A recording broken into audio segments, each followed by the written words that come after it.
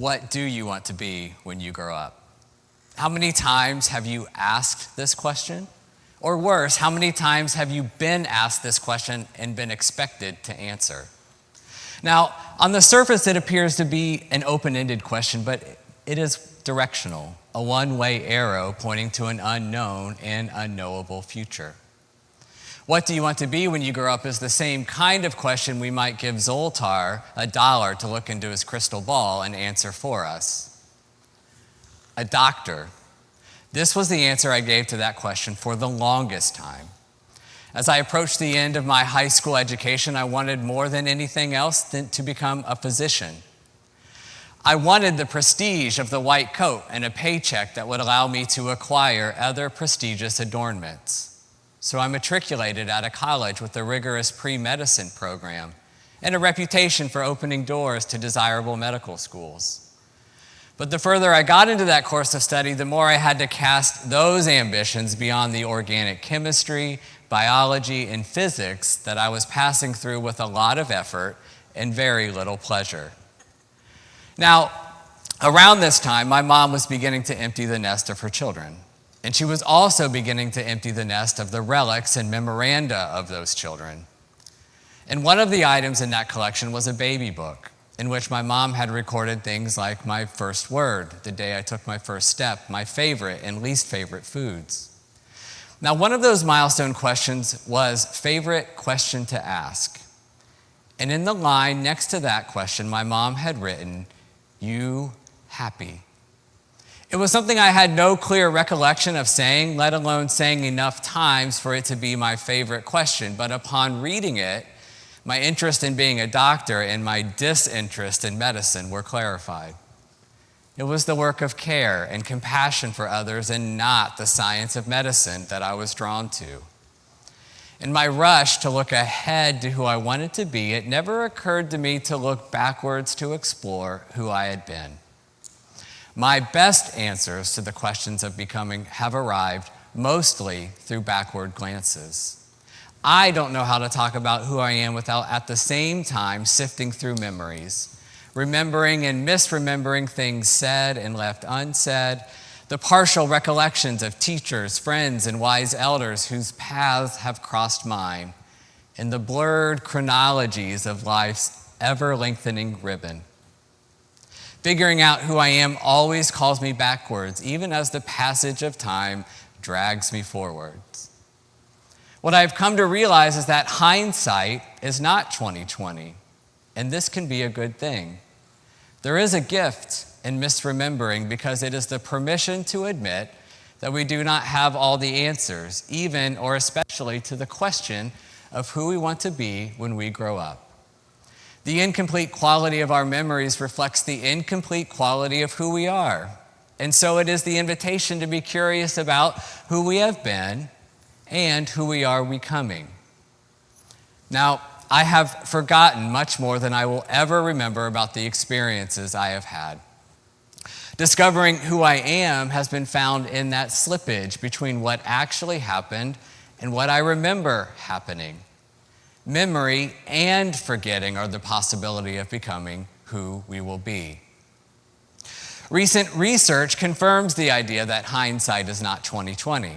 Let me introduce you to Dr. Charan Ranganath, a leading researcher of psychology and neuroscience at the University of California, Davis. In an interview with the New York Times, Dr. Ranganath described his investigation into the relationship between our memories and our sense of who we are. And his conclusion, our identities are built on shifting sand. Dr. Ranganath's research dismantles the idea that memory is a high-res recording of our past. We expect, he says, that we should be able to replay the past like a movie in our heads, but memory is less the camera roll on your iPhone and more a collage of snippets, scenes, and figments that we are constantly arranging and rearranging. We add and subtract as new experiences give rise to new memories and a new sense of identity.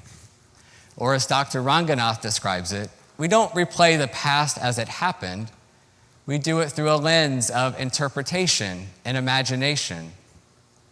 When you look back on your life and the memories and you carry, what do you see? The question, what do you want to be when you grow up, can make us miss the forest for the trees, to borrow a phrase. Meaning that the question can narrow our vision to see the singular details at the expense of appreciating how those details and the space between them are a field of unexplored possibility. It is tempting to tell our story as a tale that begins once upon a time and ends happily ever after, but leaves that section in between mostly unwritten. What if your story was one you write and rewrite whenever you are invited to search or aimlessly wander through the unexamined edges of your memories? Because hindsight is not 20/20, the memories we carry are a mixture of sharp details and smudged outlines. In the vivid blurriness of the past lies the possibility of the future. The answer to the question, what do you want to be, does not require you to replicate that past or create a future whole cloth.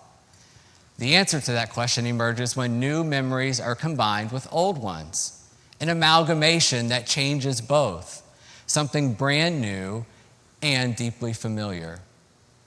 Now, school chaplain was never the answer I gave to the question, what do you want to be when you grow up? Truthfully, before I became a parent, I had not set foot on the campus of a K-12 school since the day I walked across the commencement stage to receive my high school diploma.